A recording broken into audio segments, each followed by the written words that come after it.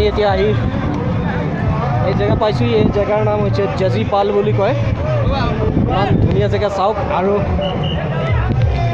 এয়া আহি পাইছোঁহি, সুন্দৰ জেগা। ইয়াত কেতিয়াবা যদি কিবা প্ৰব্লেম হয়, ডক্টৰ মেডিকেলৰ জেগা আছে ইয়াত। আপোনাৰ কিবা অসুবিধা হ'লে ইয়াত আপুনি স্বাস্থ্যৰ কাৰণে যদি আপোনাৰ কিবা দৰৱ পাতি ল'ব লগা হয়, তেতিয়া আপুনি ল'ব পাৰে, কোনো অসুবিধা নাই।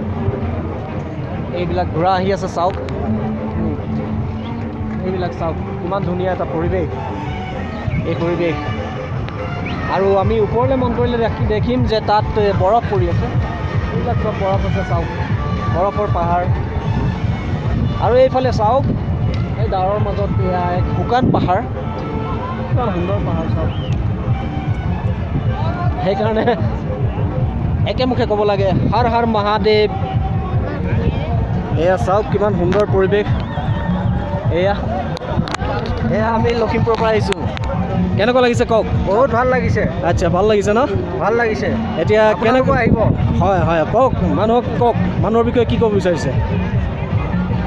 ইয়াত মানুহ আহি আছে, গৈ আছে, আহি আছে, গৈ আছে। যাত্ৰাৰ কাৰণে যি নাই অহা, সি বহুত ডাঙৰ মিছ কৰিছে।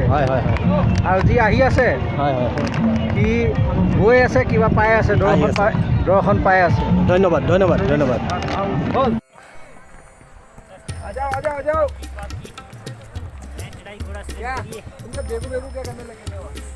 अरे माँ अपने गाँव की बात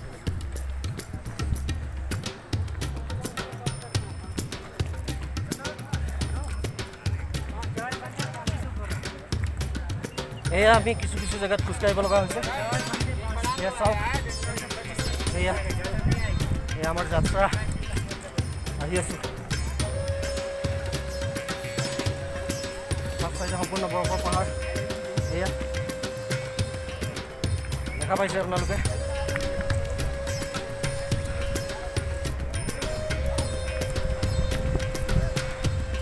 টোপনি ধৰি গৈছে। এয়া চাওক কি সুন্দৰ পৰিৱেশ। এয়া মানুহ পালকিত আহি আছে। চাওক ইমান সুন্দৰ জেগা। আহিব, মহাদেৱৰ প্ৰতি আপোনালোকৰ যদি শ্ৰদ্ধা আছে, ভক্তি আছে, কেতিয়াবা আহিবলৈ চেষ্টা কৰিব।